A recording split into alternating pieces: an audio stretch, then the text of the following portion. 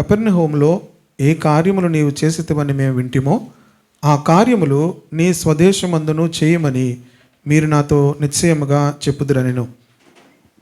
మరియు ఆయన, ఏ ప్రవక్తయు స్వదేశమందు హితుడు కాడని మీతో నిశ్చయముగా చెప్పుచున్నాను. ఏలియా దినములందు 3 6 నెలలు ఆకాశం మోయబడి దేశమంతటను గొప్ప కరువు సంభవించినప్పుడు ఇశ్రాయేలులో అనేక మంది విధవరాండ్రుండినను ఏలియా సీదోనులోని సారేపోతు అను ఊరిలో ఉన్న ఒక విధవరాలి యొద్దకే గాని మరి ఎవరి యొద్దకును పంపబడలేదు. మరియు ప్రవక్త అయిన ఎలీషా కాలమందు ఇశ్రాయేలులో అనేక కుష్ఠరోగులుండినను సిరియా దేశస్థుడైన నయమాను తప్ప మరి ఎవడనూ శుద్ధునందలేదని నేను మీతో నిశ్చయముగా చెప్పుచున్నాను. సమాజ మందిరంలో ఉన్న వారందరూ ఆ మాట విని ఆగ్రహంతో నిండుకొని లేచి ఆయనను పట్టణంలో నుండి వెళ్ళగొట్టి ఆయనను తలక్రిందులుగా పడద్రోయవలనని తమ పట్టణము కట్టబడిన కొండపేటు వరకు ఆయనను తీసుకుని పోయిరి. అయితే యేసు వారి మధ్య నుండి దాటి తన మార్గమున వెళ్ళిపోయాను. ఈ అధ్యాయం మొదట్లో మనం చదివిన మొదటి వచనంలో చూస్తే వాళ్ళందరూ యేసు ప్రభు చెప్పిన మాటలకు అందరూ కూడా చాలా ఆశ్చర్యంగా చూస్తున్నారట. అందరూ ఆశ్చర్యపడుతున్నాడు. ఈయన యేసేపు కుమారుడు కదా, ఆయన మన మధ్యలో ఆయన చెప్పినటువంటి ఆ దయగల మాటలకు అందరూ కూడా ఏం చేస్తున్నారట, ఆశ్చర్యముతో చూస్తున్నారు. ప్రభు ఆ మాటలు చెప్తూ ఆ మాటలు వింటూ ఆయన ఏం చెప్పారంటే ఏలియా దినముల గురించి ఆయన మాట్లాడారు. తర్వాత ఎలీషా గురించి మాట్లాడారు. ఈ ఏలియా ఎలీషా ఇద్దరు కూడా పాత నిబంధనలో చాలా శక్తివంతమైనటువంటి ప్రవక్తలు. మోషే ప్రవక్త అయినప్పటికీ కూడా మోషే నాయకుడు. మోషే యొక్క పరిస్థితి వేరు. మోషే ధర్మశాస్త్రాన్ని ఇచ్చాడు. పాత నిబంధనలో మరి పోల్స్తున్నప్పుడు కొత్త నిబంధనలో యేసుక్రీస్తు, పాత నిబంధనలో మోషే. మరి పాత నిబంధనలో మొత్తం అంతటికి కూడా ఆధారంగా మోషే ఉంటాడు. అయితే ప్రవక్తలు ప్రియదేవుని బిడ్డలారా కొంతమంది చాలా శక్తివంతముగా పనిచేసిన వారిలో ఏలియా ఎలీషాలు ఇద్దరు కూడా చాలా పవర్ఫుల్ ప్రాఫిట్స్. వాళ్ళు ప్రియదేవుని బిడ్డలారా వారి గురించి మాట్లాడుతున్నాడు. మొట్టమొదటి ప్రసంగంలోనే ఏలియా ఎలీషాల గురించి మాట్లాడుతున్నాడు. ఆయన చెప్తూ ఏలియా దినముల యందు 3 6 నెలలు ఆకాశం ఏమైందట, మూయబడి ఉంది. మూయబడి ఉన్నటువంటి దినాల్లో అప్పుడు జరిగిన విషయము, దేవుడు ఏలియాను పోషించడానికి మొట్టమొదటిగా కాకోలంలోకి ఆయన ఆజ్ఞాపించాడు. ఆజ్ఞాపిస్తే అవన్నీ కూడా చక్కగా ప్రతిరోజు కూడా ఏలియాకు ఏం తీసుకొచ్చేవి, ఆహారం, రొట్టె మాంసాన్ని కూడా తీసుకొచ్చేవి. ఎక్కడి నుంచి తీసుకొచ్చేవి మనందరికీ తెలుసు. ఎవరింట్లో ఉంటాయి రోజు రొట్టె మాంసం వండుకునే వాళ్ళు ఎవరు చెప్పాలి? మనమే, రాజులు. చూడండి ఆమె చాలా పవర్ఫుల్గా ఉంటారు ఆవిడ. ఎవరు? అనసూయమ్మ గారు. ప్రైజ్ ది లార్డ్, హల్లెలూయా. రోజు రొట్టె మాంసం వండుకొని మనమే రాజులు కనుక ప్రియ దేవుని బిడ్డలారా ఆ దినాల్లో రాజులు. కానీ ఇప్పుడు మనం అందరు చూడండి రాజులు అనగానే ఎంత చక్కగా ఉంటారో సంతోషంగా. Praise the Lord, hallelujah. ప్రియ దేవుని బిడ్డలారా దేవుడు ఆజ్ఞాపిస్తే చక్కగా ఇంచుమించు బైబిల్ పండితులు ఏం చెప్తారంటే సంవత్సరం కాలం దేవుడు అలా పోషించాడట. సంవత్సరం కాలం తర్వాత అక్కడ నీళ్లు అయిపోవడం ప్రారంభించగానే దేవుడు మరొక ఏర్పాటును చేస్తున్నాడు. కొన్నిసార్లు దేవుడు మనల్ని కదిలిస్తాడు. 3.5 సంవత్సరాలు కూడా అక్కడ దేవుడు ఏం చేయగలడు, పోషించగలడు. కానీ దేవుడు ఏం చేస్తాడు, కొన్నిసార్లు మనల్ని ఏం చేస్తాడు, కదిలిస్తాడు. కదిలించినప్పుడు మనం ఏమవ్వాలి, కదలాలి. దేవుడు సారేపతు అనేటువంటి ఆ ప్రాంతానికి, ఇవన్నీ కూడా మొదటి రాజుల గ్రంథం 17వ అధ్యాయంలో మనకు కనిపిస్తాయి. దేవుడు అక్కడి నుంచి ఏం చేశాడంటే 17వ అధ్యాయం 18వ వచనం నేను చదువుతాను, జాగ్రత్తగా వినండి. మొదటి రాజుల గ్రంథం 1 Kings 17th chapter 8th verse. అంతటి యెహోవా వాక్కు అతనికి ప్రత్యక్షమై ఇలాగూ సెలవిచ్చెను, నీవు సీదోను పట్టణ సంబంధమైన సారేపతు అనే ఊరికి పోయి అచ్చటి ఉండుము. ఈ సిదోను అనేటువంటి ప్రాంతము మీరు పాత నిబంధనలో మ్యాప్ చూస్తే మరి ఇశ్రాయేలు దేశానికి ఆ బోర్డర్లో ఉంటుంది. అది మరి మీరు ఈ ప్రాంతం కొత్త నిబంధనలో కూడా చూస్తారు. ఒక ఆమె యేసు ప్రభు దగ్గరికి వచ్చి నా కుమార్తె దయ్యం పట్టింది, సూర్యఫోనికియా కనాను స్త్రీ అనేటువంటి ఒక మాట మనకు కనిపిస్తుంది. మత్తయి సువార్త 15 అధ్యాయం ఎవరు తీయద్దు, మార్కు సువార్త 7 అధ్యాయంలో కూడా ఈ మాట కనిపిస్తుంది. నా కుమార్తె దయ్యం పట్టింది, తనను బాగు చేయమంటే ప్రభు ఏమన్నాడు? ఆయన పిల్లల రొట్టె తీసి కుక్క పిల్లలకు వేయట యుక్తము కాదు, నేను ఇశ్రాయేలీయులైనటువంటి వారిని నశించిన గొర్రెల ఎద్దుకు వచ్చాను కానీ నేను మీ ఎద్దుకు రాలేదు అని చెప్తారు కదా. ప్రియ దేవుని బిడ్డలారా, కనుక ఆ ప్రాంతం ఏంటంటే మరి అన్యజనులు ఉండేటువంటి ప్రాంతం కనుక ఇప్పుడు ఏలియాను దేవుడు ఎక్కడ పంపిస్తున్నాడంటే అన్యజనులు ఉండేటువంటి ప్రాంతానికి పంపిస్తున్నాడు. సంవత్సరం పాటు ఆ కరువు ఉన్నప్పటికీ కూడా దేవుని ప్రజలు దేవుని వైపుకి ఏమాత్రం కూడా తిరగలేదు. 3.5 సంవత్సరాలు ఆకాశము ఉండి వర్షము పడదు. 3.5 సంవత్సరాలు వర్షం లేకపోతే ఏమవుతాయి? అన్నీ కూడా ఎండిపోతాయి, పంటలు పండవు, కరువు ఉంది. కానీ సంవత్సరం పాటు ప్రవక్త ఆ దేశంలో ఉన్నప్పటికీ కూడా ప్రియ దేవుని బిడ్డలారా ప్రవక్త చెప్పాడు, కానీ ప్రవక్త దగ్గరికి ఎవరు కూడా రాలేదు. దేవుని వైపు ప్రజలు ఎవరు కూడా తిరగలేదు. కనుక దేవుడు ఇప్పుడు ఎవరి దగ్గర పంపిస్తున్నాడంటే అన్యజనుల దగ్గరికి పంపిస్తున్నాడు. ఎవరి దగ్గర పంపిస్తున్నాడు? అన్యజనుల యొద్దకు పంపిస్తున్నాడు. కనుక ప్రియ దేవుని బిడ్డలారా సారేపతు అనే ప్రాంతానికి వెళ్ళడం జరిగింది. సీదోను పట్టణ సంబంధమైన సారేపతు అనే ఊరికి పోయి అచ్చట ఉండును. నిన్ను పోషించుటకు అచ్చటనున్న ఒక విధవరాలికి నేను సెలవిచ్చితిని. అందుకు అతడు లేచి సారేపతు నాకు పోయి పట్టణపు గవని యొద్దకు రాగా ఒక విధవరాలు అచ్చట కట్టెలు ఏరుచుండడు చూచి ఆమెను పిలిచి త్రాగుటకై పాత్రతో కొంచెం నీళ్లు నాకు తీసుకొని రమ్మని వేడుకొనను. ఎందుకు? మొట్టమొదటి దాహం వేసింది. ఎందుకంటే అది 80 నుంచి 90 మైళ్ళు ఉంటుందట తనున్న ప్రాంతం నుంచి. ఈ కెరీతు వాగు దగ్గర నుంచి ఏలియా ప్రయాణం చేసినటువంటి ప్రాంతము 80 నుంచి 90 మైళ్ళు. దేవుడు ఎంత దూరం పంపించాడో చూడండి. చాలా ప్రశ్నలు మనకు కలుగుతాయి కదా. కానీ దేవుడు ఏం చేశాడు? ఏలియాను పంపించాడు. పంపిస్తే ఏలియా వెళ్ళాడు. అక్కడికి వెళ్ళగానే ఒక విధవరాలు కనిపించింది. ఆమె కట్టెలు ఏరుకుంటూ కనిపించిందట. వెంటనే నాకు కొంచెం నీళ్లు కావాలని అడిగాడు. ఆమె నీళ్లు తేవబోచుండగా 11వ వచనము అతడు ఆమెను మరలా పిలిచి నాకు ఒక రొట్టె ముక్కను నీ చేతిలో తీసుకొని రమ్మని చెప్పాను. అందుకు ఆమె నీ దేవుడైన యెహోవా జీవము తోడు తొట్టెలో పట్టడి పిండియు బుడ్డెలో కొంచెం నూనెయు నా ఎద్దనున్నవే కానీ అప్పం ఒకటైనను లేదు. ప్రియ దేవుని బిడ్డలారా, యేసు ప్రభు వారు ఈ మాట చెప్తున్నప్పుడు వాళ్ళందరికీ కూడా చాలా కోపం వచ్చింది. ఏలియా గురించి ఎలీషా గురించి చెప్పి ఈ 2 ఉదాహరణలు చెప్తే వాళ్ళందరికీ ఏమైంది? కోపం వచ్చి ప్రభువును కొండ మీదకి తీసుకెళ్ళి తోసేద్దాం అనుకున్నారట. ఏమనుకున్నారు? ఆయన ప్రసంగిస్తే ఏమనుకున్నారు? మీరు జాగ్రత్తగా బైబిల్ చదవాలి. మీరు అనుకున్నట్లుగా యేసు ప్రభు ప్రసంగిస్తుంటే అందరూ చక్కగా ఆయనను వెంబడించారని మీరు అనుకుంటారు. యేసు ప్రభు ప్రసంగిస్తే ఏం చేశారట? కొండ మీద నుంచి తోసేద్దాం అనుకున్నారట. ఎందుకు వాళ్ళ కోపం వచ్చిందంటే ఆయన ఎవరి గురించి మాట్లాడుతున్నాడంటే అన్యుల గురించి మాట్లాడుతున్నాడు. ఆయన ఎవరి గురించి మాట్లాడుతున్నాడు? అన్యుల గురించి మాట్లాడుతున్నాడు. వాళ్ళకి ప్రియ దేవుని బిడ్డలారా మేమే ఆశీర్వదించబడిన వారము, మేమే దీవించబడిన వారము అనుకున్నారు. కానీ ప్రభు మాట్లాడుతూ ఎవరి గురించి మాట్లాడారు? ఏలియా దినముల్లో అనేక మంది విధవరాలు ఉన్నారు. ఏలియా దినముల్లో అనేక మంది విధవరాలు ఉన్నారు. కానీ సారేపతు అనేటువంటి ఆ ప్రాంతంలో సీదోను ప్రాంతమైనటువంటి ఆ ప్రాంతంలోని విధవరాల యొద్దకే తప్ప మరి ఎవరి యొద్దకు. ఆ దినాల్లో ఎంతోమంది అలాంటి పరిస్థితుల్లో ఉన్నారు. కానీ ఆమె యొద్దకే పంపబడ్డారు. ఈ మాట మీరు గుర్తుంచుకుంటే ఎందుకు దేవుడు అక్కడ పంపించాడు? 12వ వచనం మరలా చదువుతున్నా. నీ దేవుడైన యెహోవా జీవము తోడు. ఆమె ఏమంటుంది? నీ దేవుడైన యెహోవా జీవము తోడు. ఒక అన్యరాలు ఆమె ఎవరి గురించి మాట్లాడుతుంది? దేవుని గురించి మాట్లాడుతుంది. అంతేకాదు మీ దేవుడు ఎవరు? జీవము గలవాడు. హల్లెలూయా. ఆమెకు తెలుసు వారి దేవుడు ఎవరు? జీవము గలవాడు. ఎందుకు దేవుడు ఇంచుమించు 80 నుంచి 90 మైళ్ళు దూరము దేవుడు ఒక ప్రవక్తను పంపించాడు. ఆమెకు తెలుసు ఏమనంటే ఇశ్రాయేలు సేవిస్తున్నటువంటి దేవుడు జీవము గలవాడు. హల్లెలూయా. మనకు తెలియదు క్రైస్తవులంగా. చాలామంది అన్యులకు తెలుస్తుంది. ఏముంటుంది తెలుసా? మీ దేవుడు గొప్పవాడు అని చెప్తారు, మీ ప్రభువు సజీవుడు అని చెప్తారు. ప్రియ దేవుని బిడ్డలారా, వారు దేవుని బిడ్డలు అని చెప్తారు. మన గురించి ఏమని చెప్తారు? దేవుని బిడ్డలు. మీరు దేవుని బిడ్డలు కదండి అంటారు. మరి వాళ్ళు ఎవరి బిడ్డలు? మనం అడగాల్సిన పనేం లేదు.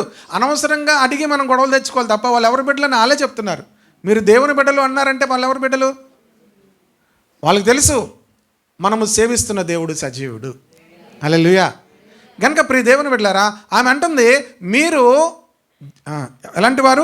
జీవము గల దేవుని బిడ్డలు, యెహోవా జీవము తోడు అంటుంది. దావీదు కూడా గొలియాత్ దగ్గరికి వెళ్ళేటప్పుడు మాట్లాడింది ఏంటో తెలుసా? ఫస్ట్ మాట, జీవము గల దేవుని సైన్యములను తిరస్కరించుటకు వీడెవడు అన్నాడు. జీవము గల దేవుని సైన్యము. ప్రియ దేవుని బిడ్డలారా, అందరికీ తెలుసు వారు సేవిస్తున్నటువంటి, ఇశ్రాయేలు సేవిస్తున్న దేవుడు జీవము గలవాడు. జీవము గలవాడు అంటే సజీవుడు. మిగతా వాళ్ళకి ఎవరికి ఏం లేదు, జీవము లేదు. ఈ జీవము బ్రతికించే జీవముంది గనక ప్రియ దేవుని బిడ్డలారా, మీ దేవుడు జీవము గలవాడు గనక ప్రియ దేవుని బిడ్డలారా, కొంచెం ఆ పక్కెళ్ళండి.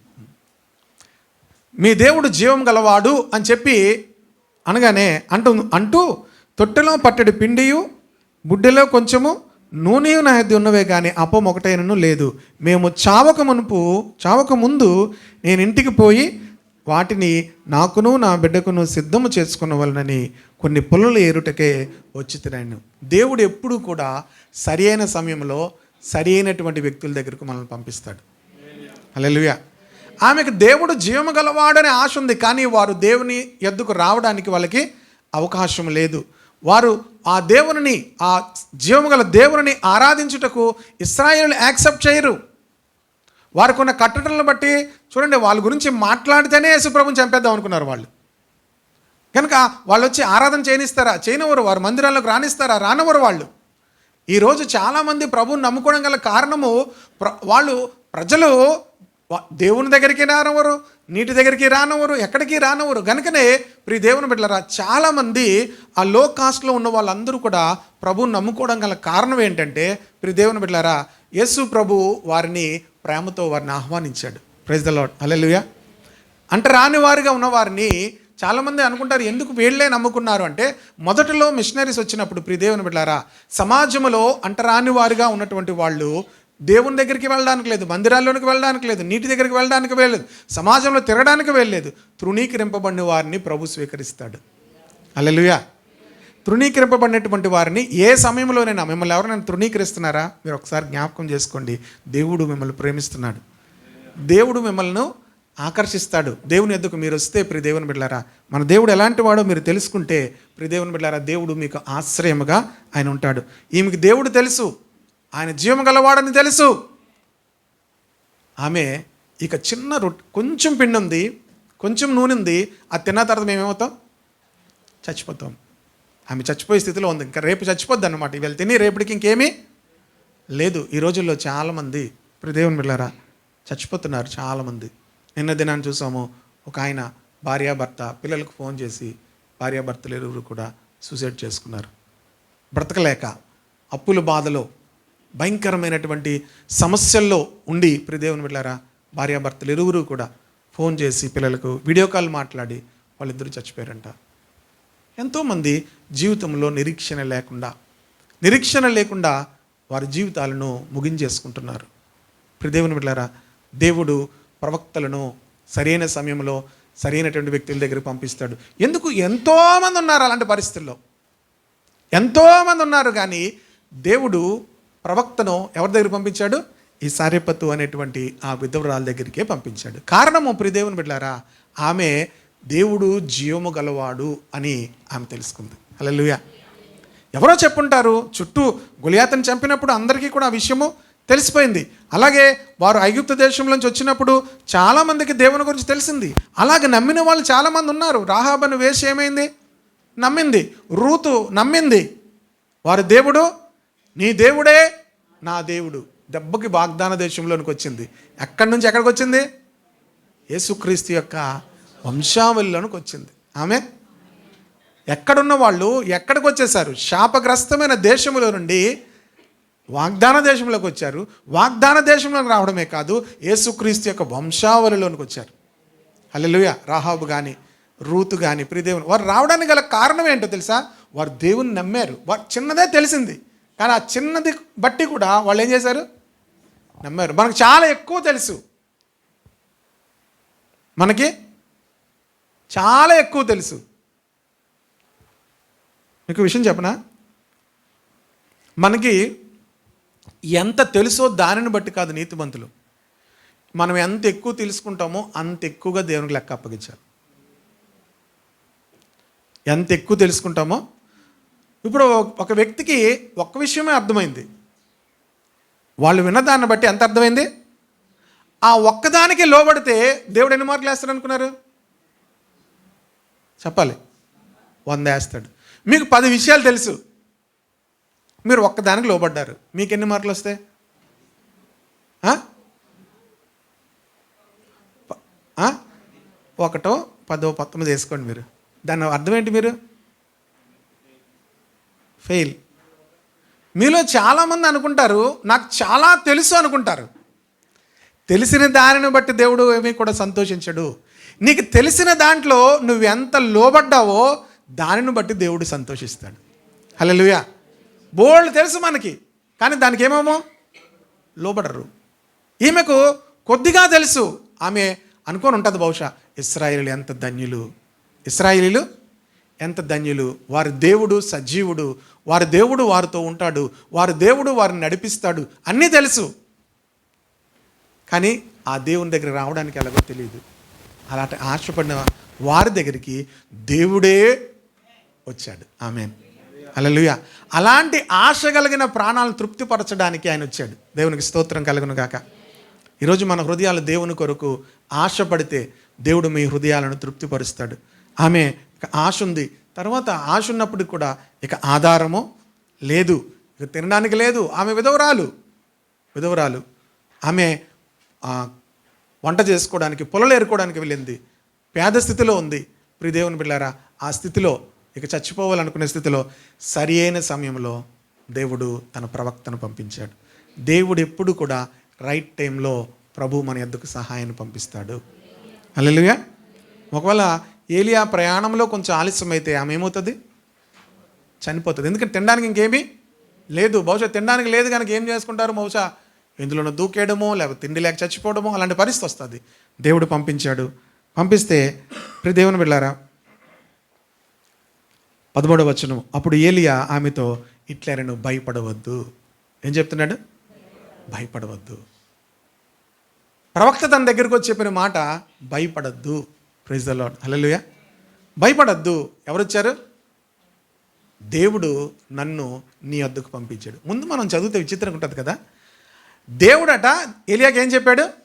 నిన్ను పోషించుటకు ఆ విధవరాలకు నేను ఏమన్నాడు పైన? నిన్ను పోషించుటకు ఆమెకు నేను సెలవిచ్చాను అని ఉంది 9వ వచనంలో. నిన్ను పోషించుటకు అచ్చటున్న ఒక విధవరాలకి నేను. తీరా ఆమె పరిస్థితి ఎలాగుంది?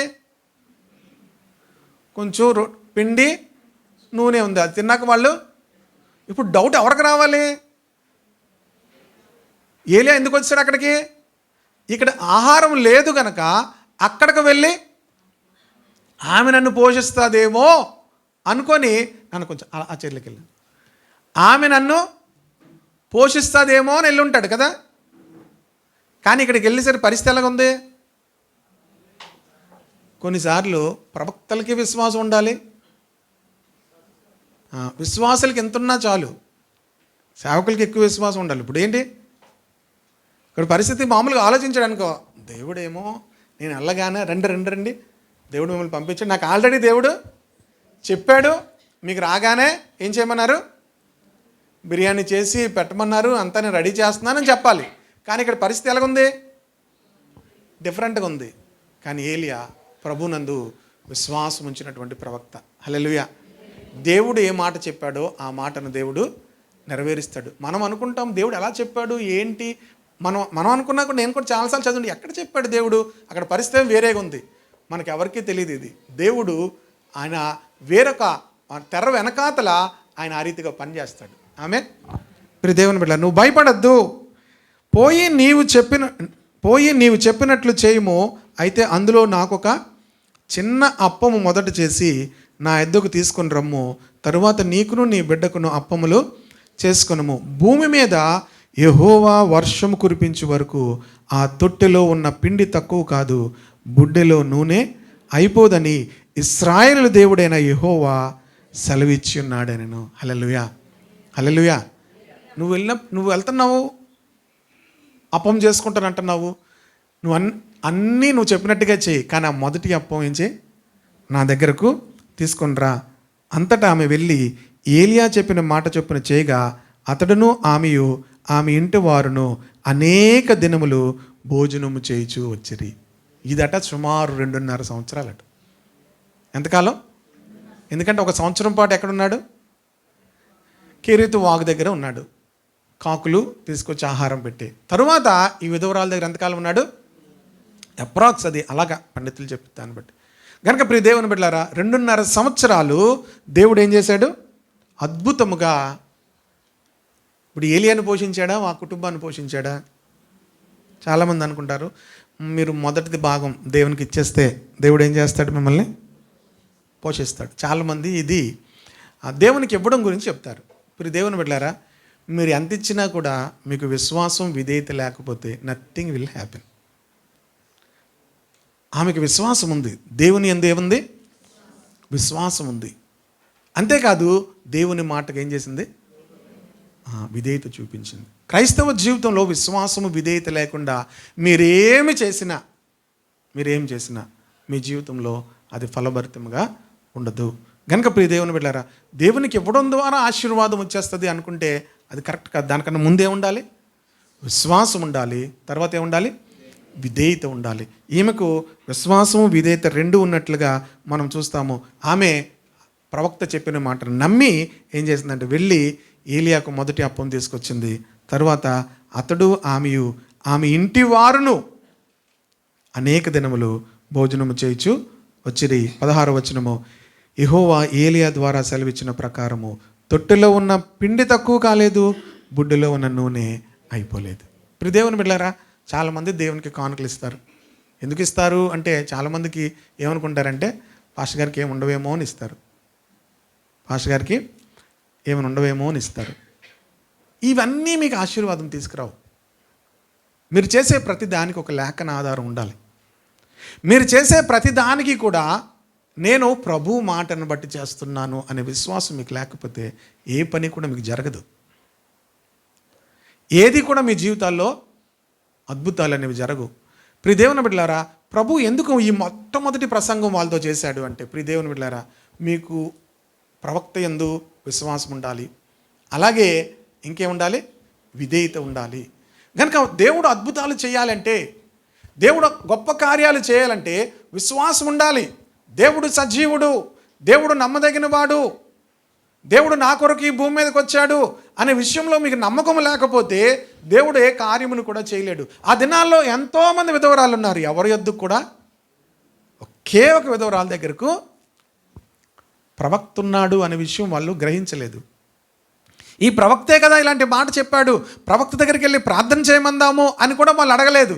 3.5 సంవత్సరాలు వారు కరువులోనే ఉన్నారు తప్ప ప్రవక్త దగ్గరికి ఎవరు కూడా రాలేదు. ఏలియా వంటి ప్రవక్త ఆ ప్రజల మధ్యలో ఉన్నప్పటికీ కూడా ఎవరు కూడా రాలేదు. అందుకని ప్రభు చెప్తున్నాడు, మొదట విశ్వాసం ఉండాలి, రెండో ఉండాలి విధేయత ఉండాలి. దేవుని మాటకు విధేయత చూపించాలి. అప్పుడే ప్రియ దేవుని బిడ్డలారా, దేవుడు మన జీవితంలో కార్యం చేయగలుగుతాడు. ఆమె ఆ విధవరాల జీవితంలో కార్యం జరగడానికి గల కారణము ఒకటి విశ్వాసం ఉంది, రెండేముంది? దేవుడు సేవకుడు చెప్పిన మాటకి ఏమైంది? విధేయత చూపించింది. చాలామంది అనుకుంటారు ఆ అప్పం ఇవ్వడం వల్ల అలాగ అయిపోయిందేమో అనుకుంటారు. కాదు, ఆమెకి ఏం జరిగింది? విధేయత విశ్వాసం రెండూ కనపరిచింది కనుక దేవుడు అద్భుతాన్ని చేశాడు. Praise the Lord. రెండోది ఎవరి గురించి చెప్పాడు? ఎలీషా గురించి చెప్పాడు. ఎలీషా విషయంలో ఎవరి గురించి చెప్పాడు? నయమాన్ అనేటువంటి కుష్ఠరోగి. ఆ దినాల్లో బోల్డ్ మంది కుష్ఠరోగులు ఉన్నారట. ప్రతి పరిస్థితుల్లో కూడా, ప్రతి దినాల్లో కూడా సమస్యల్లో అనారోగ్యాల్లో ఉన్న వాళ్ళు బోల్డ్ మంది ఉంటారు. ఎలీషా దినాల్లో కూడా ఎంతోమంది కుష్ఠరోగులు ఉన్నారు. కానీ నయమాన్ అనేటువంటి ఒక కుష్ఠరోగే స్వస్థత పొందాడు. ప్రియ దేవుని బిడ్డలారా, మొదట చెప్పిన దాంట్లో ఏలియానే దేవుడు ఎక్కడ పంపించాడు? విధవరాల దగ్గర పంపించాడు. కానీ నయమాన్ ఎవరి దగ్గరికి వచ్చాడు? రెండు కూడా ఉంటాయి. అంటే అర్థం ఏంటంటే ఐదర్ మనం వెళ్ళాలి, లేకపోతే వాళ్ళు దేవుని దగ్గరికి రావాలి. చూడండి, ఒక మాట ఉంటుంది బైబిల్ గ్రంథంలో, ఏముంటుంది తెలుసా? ఎవనికి యాకోబు దేవుడు సహాయుడగునో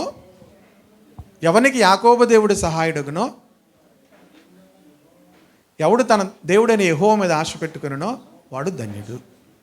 ఎవనికి యాకోబు దేవుడు ఇప్పుడు సారేపతుకు విధవరాలకి ఎవరు సహాయం చేశారు? దేవుడు సహాయం చేశాడు. అలాగే కొంతమంది దేవుని మీద ఆశ పెట్టుకుంటారు. ఎవనికి యాకోబు దేవుడు సహాయుడగునో ఎవడు తన దేవుడైన యెహోవా మీద ఆశ పెట్టుకునో వాడు ధన్యుడు. కొంతమంది జీవితాల్లో దేవుడు అడగకుండానే సహాయం పంపిస్తాడు. కొంతమంది జీవితాల్లో అలాంటి మాటలు వింటున్నప్పుడు, అలాంటి మాట నా దగ్గరికి మరి ఎవరు పంపించలేదు, నా దగ్గరికి కూడా పంపిస్తే నేను నమ్ముతాను అనుకోవడానికి లేదు. నువ్వు విన్న తర్వాత నువ్వే వెళ్ళాలి. హల్లెలూయా. కొన్నిసార్లు ఏం చేయాలి? విన్న తర్వాత నువ్వే వెళ్ళాలి. కనుక నయమాను విన్న తర్వాత ఏమయ్యాడంటే నయమాను వెళ్ళాడు. Praise the Lord. హల్లెలూయా.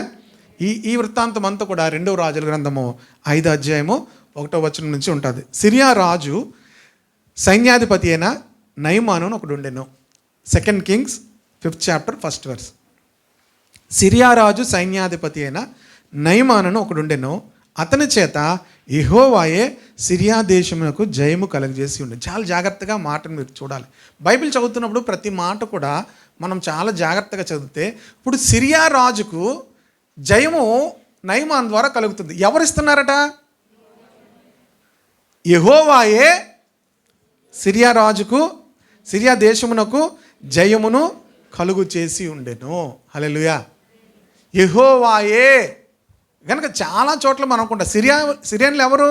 విశ్వాసులేం కాదు. కానీ దేవుడు సిరియనులకు జయమిస్తున్నాడు. యెహోవాయే వారి దేశమునకు జయము కలుగు చేస్తున్నాడు. కనుక అతడు యజమానుని దృష్టికి గనుడై అతడు చాలా ఘనత పొందుకున్నాడు. తన యజమానునికి దృష్టికి దయ పొందుకున్న వాడిగా ఉన్నాడు. ఈరోజు నీకు ఏదైనా ఘనత ఉందనుకో, ఒక విషయాన్ని జ్ఞాపకం చేసుకో, అది దేవుడు నీకు ఇస్తున్నాడు. ఇప్పుడు నయమానుకు ఘనత ఎవరిచ్చారు? తన యజమాని దృష్టికి దయ పొందుకోవడానికి ఎవరు వెనకాతలు ఉన్నారు? దేవుడు చేస్తున్నాడు. కనుక ప్రియ దేవుని బిడ్డలారా, నయమాను జీవితంలో దేవుడు ఇప్పటికే కార్యం చేస్తున్నాడు. అంటే అందరి జీవితాల్లోనూ కూడా ఆయన కార్యం చేస్తూ ఉంటాడు.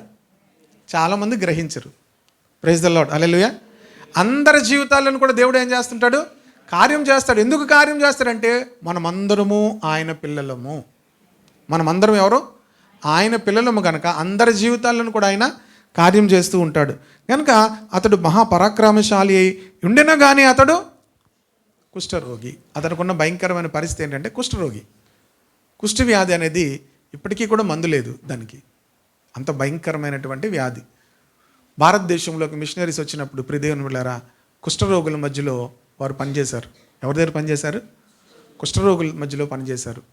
కనుక లెపర్సీ మిషన్, లాస్ట్ టైం ఒక మిషనరీ మన దగ్గరికి వచ్చారు కదా, గాబ్రియల్ పానీ గారు. వాళ్ళు లెపర్సీ మిషన్లో పనిచేస్తారు. అలాగా ప్రియ దేవుని బిడ్డలారా, గ్రహం స్టెయిన్స్ గారు కుష్ఠరోగుల మధ్యలో ఆయన పనిచేశాడు. భారతదేశము ప్రియ దేవుని బిడ్డలారా కుష్ఠరోగుల్ని చాలా దూరం పెడుతుంది. యూదులు కూడా, ఇజ్రాయేలీలు కూడా కుష్ఠరోగుల్ని సమాజంలోనికి రానివ్వరు. తృణీకరింపబడిన వాళ్ళు. ఒక వ్యక్తి కుష్ఠరోగి అని తెలిస్తే వారిని పక్కన పెడతారు, వారిని తృణీకరిస్తారు.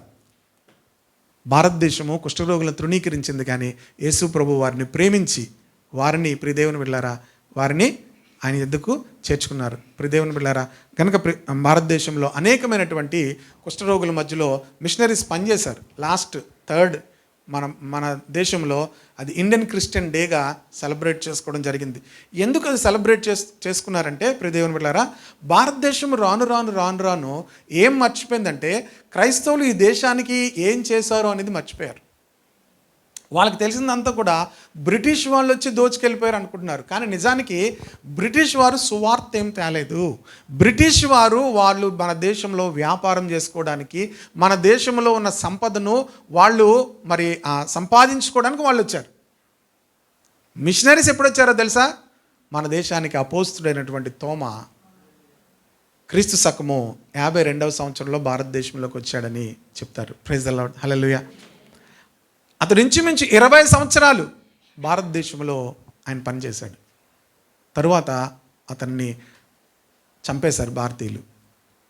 అలాగా భారతదేశానికి సువార్త వచ్చింది. అది మొన్నటి దినాన్ని మేము ఆ మీటింగ్లో ఉన్నప్పుడు భారతదేశంలోకి వచ్చి మిషనరీస్ ఏమేమి చేశారో అవన్నీ చెప్తే, ప్రియ దేవుని బిడ్డలారా, ఈ చరిత్ర అంతా కూడా నెమ్మదిగా మన దేశం మర్చిపోయింది. భారతదేశంలో మొట్టమొదటి హాస్పిటల్, మొట్టమొదటి డాక్టర్స్, లేడీ డాక్టర్, ఏం పేరు ఆవిడ పేరు, స్కడ్డర్, సిఎంసి వెల్లూరు, ఐడా స్కడ్డర్. ప్రియ దేవుని బిడ్డలారా, ఆమె మరి భారతదేశంలో ఈరోజు ప్రఖ్యాతిగాంచినటువంటి ఆ యొక్క హాస్పిటల్, ఆ యొక్క మెడికల్ కాలేజ్ రావడానికి కారణం ఎవరో తెలుసా? ఒక మిషనరీ. ఆమె కష్టపడి చదివి, తన తండ్రి పాస్టర్ గారు, ఆయన కూడా వైద్యం చేసేవాడు. స్త్రీల దగ్గర వైద్యం చేయడానికి వారు అంగీకరించట్లేదు కనుక ఆమె వెళ్ళి తన దేశంకి వెళ్ళి చదివి భారతదేశానికి వచ్చి ఒక్క బెడ్తో హాస్పిటల్ స్టార్ట్ చేశారట. ఒక్క బెడ్తో హాస్పిటల్ చేశారు. ఈరోజు అనేక వేల మందికి భారతదేశం అంతటా కూడా ప్రతిష్టాత్మకంగా సిఎంసి వెల్లూరు ఉంది. తరువాత దినాల్లో ప్రియ దేవుని బిడ్డలారా, ఎడ్యుకేషన్ భారతదేశానికి తీసుకొచ్చింది ఎవరు? మిషనరీస్ తీసుకొచ్చారు. వారు వస్తూ వాళ్ళ సువార్తను చెప్పడానికే వచ్చి ఉండొచ్చు, కానీ ఇక్కడ ఉన్నటువంటి పరిస్థితులను బట్టి ప్రియ దేవుని బిడ్డలారా, మీరు చాలామంది సువార్థికులు కూడా అక్కడున్న పరిస్థితులను బట్టి మనం కొన్ని విషయాలు మార్చుకోవడంలో తప్పులేదు.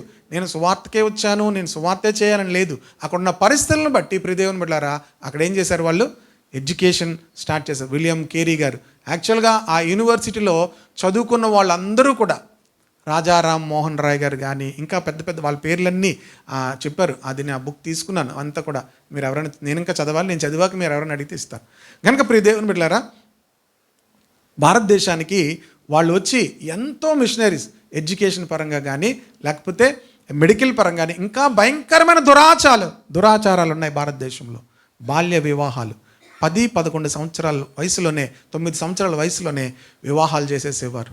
ఒకవేళ ఎవరైనా భర్త చనిపోతే వాళ్ళకు గుండు గీయించి జీవితాంతము కూడా వాళ్ళు బ్రతికినంత కాలం కూడా ఒక మూలను తోసించేవారు. కొంతమందిని సతీ సహగమనం ద్వారా ప్రియ దేవుని బిడ్డలారా, భర్త చనిపోతే భార్యను కూడా ఏం చేసేవారు? కాల్చేసేవారు. అంత దురాచారాలతో ఉన్నటువంటి దేశంలో ప్రియ దేవుని బిడ్డలారా, మిషనరీస్ వచ్చి వాటన్నిటినీ కూడా ఏం చేశారు? ఆ చట్టాలను అవన్నీ కూడా మార్చి, వాళ్ళకి స్త్రీలు చదువుకోవడానికి వీల్లేదు. ఇవన్నీ ఎవరు చేశారు? మిషనరీస్ వచ్చి మన దేశానికి. ఇవన్నీ మనకు తెలియకపోతే ఏం చేశారు? దోచుకుని వెళ్ళిపోయారేమో అనుకుంటారు. కాదు, దోచుకొని వెళ్ళిపోవడానికి మిషనరీస్ ఏం దోచుకొని వెళ్ళిపోలేదు. వాళ్ళు ఇక్కడికి వచ్చి ఇక్కడే చచ్చిపోయారు. హల్లెలూయా. మిషనరీస్ ఇక్కడికి వచ్చి ఏం చేశారు? ఇక్కడే చచ్చిపోయారు. విలియం కేరీ గారి సమాధి ఇక్కడే ఉంది, మన దేశంలోనే ఉంది. భారతదేశంలో ఎంతోమంది మిషనరీస్ చంపబడ్డారు. తోమా ఇక్కడ చంపబడ్డాడు. కనుక ప్రియ దేవుని బిడ్డలారా, సరే సందర్భం వచ్చింది కనుక మీకు ఆ మాటలన్నీ చెప్పాను. కనుక భారతదేశానికి మిషనరీస్ ఎంతో పనిచేశారు. ప్రతి దేశంలో కూడా మిషనరీస్ వెళ్ళి వారు పనిచేశారు. ఇక్కడ మరలా ఈ యొక్క వాక్యంలోనికి వద్దాం. సిరియన్లు రెండో రాజుల గ్రంథం 5వ అధ్యాయం 2వ వచనం.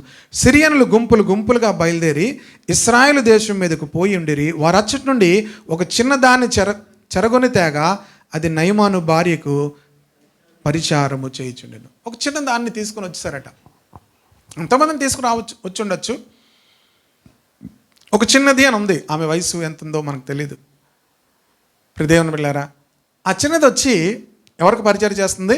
నయమాను భార్యకి ఏం చేస్తుంది? పరిచారము చేస్తుంది. ఆమె హృదయంలో చాలా గాయం ఉంటుంది కదా. మేబీ ఆ తల్లిదండ్రుల దగ్గర నుంచి తీసుకొచ్చారు. ఒకవేళ తల్లిదండ్రులు చంపేశారేమో, చంపి వెళ్ళి తీసుకొచ్చారేమో పిల్లని. ఇప్పుడు ఆమె హృదయంలో ఏముంటుంది? చాలా గాయం ఉంటుంది. ఎక్కడైనా అవకాశం దొరికితే వాళ్ళకి ఏదైనా పెట్టి చంపేయాలి, తనకు కోపం ఉంటే. కానీ ఏం చేస్తుందట? తన భార్యకు, నయమాను భార్యకి ఏం చేస్తుంది? పరిచారం చేస్తుంది. మన హృదయాల్లో ప్రియ దేవుని బిడ్డలారా, యేసుక్రీస్తు ప్రభువారు కూడా ఈ భూమి మీదకి ఎందుకు వచ్చారో తెలుసా? పరిచారము చేయించుకున్నటకు రాలేదు. మార్కు సువార్త ప్రియ దేవుని బిడ్డలారా 10వ అధ్యాయం 45వ వచనం ఉంటుంది. మనం మన యాటిట్యూడ్, యేసుక్రీస్తును బట్టి మన యాటిట్యూడ్ మార్చుకోవాలి. మన జీవితానికి మోడల్ ఎవరంటే యేసుక్రీస్తు అయి ఉండాలి. ఆమె ఎవరై ఉండాలి? యేసుక్రీస్తు అయి ఉండాలి మోడల్.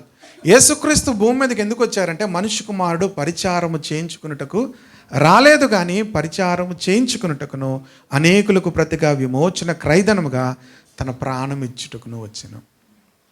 హల్లెలూయా. మనుష్య కుమారుడు దేని కొరకు ఆయన వచ్చాడు? పరిచారం చేయించుకున్నట్టుకు రాలేదు. ప్రతి క్రైస్తవుడు కూడా యాటిట్యూడ్ ఏమి ఉండాలంటే పరిచారం చేసేవారుగా ఉండాలి. అది ఎవరికి చేస్తుంది? ఆమె తన దేశం నుండి తన బంధువుల దగ్గర నుంచి తీసుకొచ్చేసినటువంటి ఆ యజమాని భార్యకి ఏం చేస్తుందట? పరిచారం చేస్తుంది. మేబీ కాలు పడుతుందేమో, మేబీ తల పడుతుందేమో, వారి యొక్క బట్టలు ఉతుకుతుంది, వారి యొక్క అంటులు తవ్వుతుంది, అన్ని పరిచారము చేస్తుంది. దేవుని బిడ్డలారా, దేవుని బిడ్డలముగా మనము పరిచారము చేయుటకు మనము పిలువబడ్డాం, పరిచర్య చేయించుకోవడానికి కాదు. Praise the Lord. హల్లెలూయా. మీరు వెళ్తున్నప్పుడు చూడండి, ఎప్పుడైనా బస్సులో ఒకసారి నేను చాలా రక్షించబడిన కొత్తలో అమలాపురం నుంచి ఒక బస్సులో వస్తున్నప్పుడు ఒక చాలా పెద్ద ఆవిడ ఎక్కింది, చాలా లావుగా ఉంది. ఎక్కేసరికి అన్ని సీట్లు ఏమైపోయాయి? ఫుల్ అయిపోయాయి. అలా నుంచొని అలా చూస్తుందని నేను గబాలను లేచిపోయి సీట్ ఇచ్చాను. ఎక్కడికి వెళ్తారమ్మా అని అడిగాను. వైజాగ్ అన్నది ఆవిడ. సీట్ ఇచ్చిన తర్వాత అడిగాను, ఏమడిగాను? ఎక్కడికి వెళ్తాం? వైజాగ్ అన్నది. ఆ రాత్రి అంతా నేను నిల్చొని ఉన్నాను. మధ్యలో ఎక్కడికో నాకు గుర్తులేదు, తుని దగ్గరికి ఎక్కడికి వచ్చేసరికి ఎవరికి. ఇప్పటికీ కూడా ఇప్పుడు దేవుని బిడ్డలారా, ఆ తర్వాత ఆ బ్రదర్ క్రైస్ట్ చర్చ్లో కనిపించాడు. వాళ్ళు క్రైస్తవులో నాకు తెలియదు అప్పుడు యాక్చువల్గా. ఇప్పటికీ కూడా గుర్తుంటుంది ఆవిడ. ఆ చుట్టూ ఉన్న వాళ్ళు ఏమడుగుతారు తెలుసా? First question, are you a Christian? ఏమడుగుతారు? మీరు క్రైస్తవులా అని అడుగుతారు. ఎందుకు? ఆ యాటిట్యూడ్ ఎవరికి ఉంటుంది? దేవుని బిడ్డలకే ఉంటుంది. పరిచారము చేయించుకోవడానికి కాదు, పరిచర్య చేయడానికి దేవుడు మనల్ని పిలిచాడు. ఈ యాటిట్యూడ్, ఇలాంటి మనస్సు మనము కలిగి ఉండాలి. ఆమె కొన్నిసార్లు అలాంటి పరిస్థితులు, నేనెందుకు చేస్తాను? ఏమంటారు? నేనెందుకు చేస్తాను? యేసుప్రభు ఎందుకు చేశాడు? మనకు మోడల్ ఎవరు? యేసుప్రభు ఎందుకు చేశాడు? అది మనం పరిశీలించుకోవాలి. ఈ యాటిట్యూడ్ మనం కలిగి ఉంటే ప్రియ దేవుని బిడ్డలారా, దేవుడు మనల్ని వాడుకుంటాడు. హల్లెలూయా. చూడండి, ఆమెను దేవుడు వాడుకుంటున్నాడు. 3వ వచనం, అది షోమ్రోన్లో ఉన్న ప్రవక్త దగ్గర పరిచర్య చేయుచుండెను. 3వ వచనం చదువుతారా? అది నా ఏలినవాడు ఉండవలని నేను ఎంతో ఏమంటుంది? నేను ఎంతో కోరుచున్నాను. ఎందుకు? ఆమెకు తెలుసు, ఎంత యుద్ధం చేసి నయమాన్ వస్తున్నా ఇంటికి వచ్చేసరికి ఏంటి? కుష్ఠమని తనకు తెలుసు. కనుక ఆమె ఏం ఆశపడుతుందంటే, షోమ్రోన్లో ఒక ప్రవక్త ఉన్నాడు, ఆ ప్రవక్త దగ్గర నా ఏలినవాడు ఉండవలనని నేను ఎంతో కోరుచున్నాను. ఇప్పుడు మీరు కోరుతారా చెప్పండి?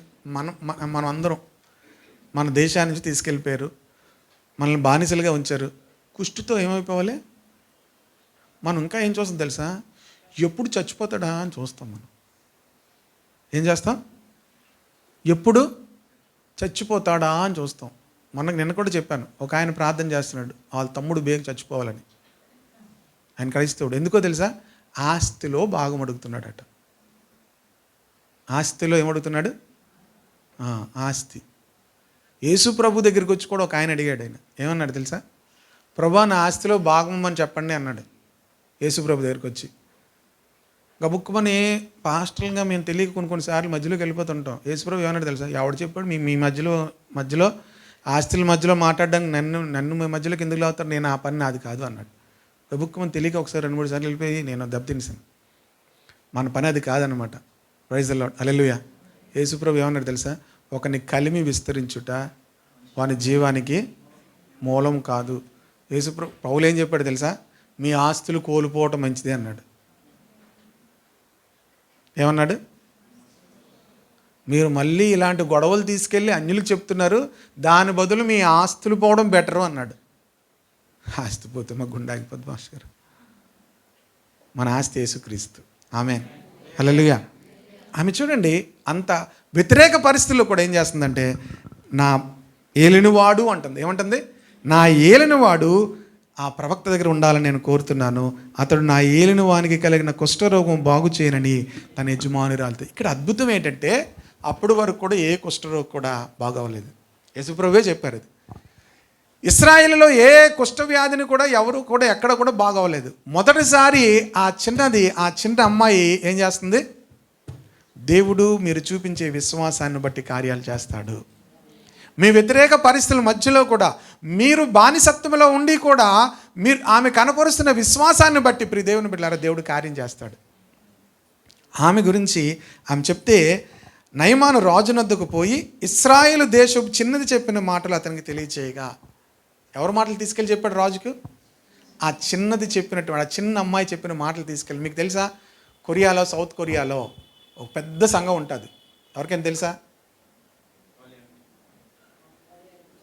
వాళ్ళు యాంగిచోరు ఎవరికైనా తెలుసా అంటే, మాకు ఆ యాంగిచో ఈ యాంగిచో ఏమీ తెలియదండి, మాకు ఏడు తెలుసు. పాల యాంగిచో అనేటువంటి దేవుని సేవకుడు, అప్పుడు దేవుని సేవకుడు కాదు, బుద్ధిజం, జైనిజం ఎక్కువగా ఆచరించేటువంటి దేశం అది. ప్రియ దేవుని బిడ్డలారా, మరణ పడక మీద కొన్ని నెలల్లో చచ్చిపోతావని టీబీ రోగంతో మంచం పట్టేసినటువంటి ఆ వ్యక్తి దగ్గరికి వెళ్ళి ఒక చిన్న బిడ్డ వెళ్ళి సువార్త చెప్పి బైబిల్ ఇచ్చి మోకరించి ప్రార్థన చేసిందట. హల్లెలూయా. మోకరించి ప్రార్థన చేసింది. ఆయన చనిపోయే సమయానికి ప్రపంచంలో అతిపెద్ద సంఘము పాల్ యాంగిచో గారిది. హల్లెలూయా. తరువాత ఆయన స్వస్థపడ్డాడు. తర్వాత ప్రభుని వారు అంగీకరించిన తర్వాత దేవుడు తన సేవకు అద్భుతమైనటువంటి పాత్రగా దేవుడు వాడుకున్నాడు. తనకు సువార్త చెప్పినది ఒక చిన్న బిడ్డ. ఈ నయమానుకు ప్రియ దేవుని బిడ్డలారా ఒక చిన్న బిడ్డ సువార్త చేస్తుంది. మా దేశంలో ఒక ప్రవక్త ఉన్నాడు, ఆ ప్రవక్త దగ్గరికి వెళ్తే ఖచ్చితంగా నీ కుష్ఠరోగాన్ని బాగు చేస్తాడు. నయమాను మొత్తం మీద వెళ్ళడం జరిగింది. రాజు దగ్గరికి వెళ్ళి చెప్పాడు. రాజు దగ్గర చెప్తే రాజుగారు ఏం చేస్తాడు తెలుసా? ఒక ఉత్తరాన్ని రాజుకు పంపించాడు. రాజుకు పంపిస్తే ఆ రాజు కంగారు అయిపోయింది. ఇశ్రాయేల్ రాజుకి కుష్ఠరోగం బాగు చేయడానికి నేనేమన్నా బాబు, నేనేమైనా దేవుణ్ణా? కుష్ఠరోగం నేను ఎలా బాగు చేస్తాను అని బట్టలు చింపుకున్నాడంట. అప్పుడు ఎలీషాకు ఈ విషయం తెలిసి ఏమన్నాడంటే, ఇశ్రాయేలులో 8వ వచనం, ఇశ్రాయేలు రాజు తన వస్త్రం చింపుకున్న సంగతి దైవజనుడని ఎలీషాకు వినబడినప్పుడు అతడు, నీ వస్త్రం నీవెందుకు చింపుకుంటువి? ఇశ్రాయేలులో ప్రవక్త ఒకడు ఉన్నాడని అతనికి తెలియబడినట్లు అతను నా యొద్దకు రానిమ్ము అని రాజునకు వర్తమానం చేశాను. హల్లెలూయా. ఇంతగా విషయం చెప్పనా, రాజుకు ఇశ్రాయేలులో ఒక ప్రవక్త ఉన్నాడని తెలియదు. ఇశ్రాయేలులో కుష్ఠరోగం బాగు చేసేటువంటి ఒక ప్రవక్త ఉన్నాడని తెలియదు. అంత శక్తివంతుడైనటువంటి ప్రవక్త ఉన్నాడని రాజుకు తెలియదు, ఇశ్రాయేలుకు తెలియదు. ఈ చిన్న బిడ్డ ఎలా తెలుసుకుందో, ఎలా నమ్మిందో. Your faith. నువ్వు చిన్న బిడ్డవే అవ్వచ్చు, చిన్న వ్యక్తివే అవ్వచ్చు, నువ్వు దేవుని యందు చూపించే విశ్వాసాన్ని దేవుడు గౌరవిస్తాడు. హల్లెలూయా. ఆ చిన్న విశ్వాసముతో సువార్త చేసింది. ప్రియ దేవుని బిడ్డలారా, ప్రవక్త దగ్గరకు పంపించింది. అప్పుడు ఎలీషా చెప్పాడు, నా యొద్దకు పంపించండి అన్నాడు. ఎలీషా దగ్గరకు 9వ వచనం, నయమాను గుర్రములతోనూ రథములతోనూ వచ్చి ఎలీషా ఇంటి ద్వారం ముందర నిలిచి ఉండగా, ఎలీషా, నీవు యోర్దాను నదికి పోయి 7 మార్లు స్నానము చేయము, నీ ఒళ్ళు మరలా బాగై శుద్ధుడు వగుదు అని అతనితో చెప్పుటకు ఒక దూతను పంపాను. ప్రియ దేవుని బిడ్డలారా, ప్రవక్త దగ్గరకు నయమాను వచ్చాడు. ఎలా వచ్చాడు? గుర్రములతోనూ రథములతోనూ వచ్చేసాడట. వస్తే ఎలీషా ఏం చేయలేదు?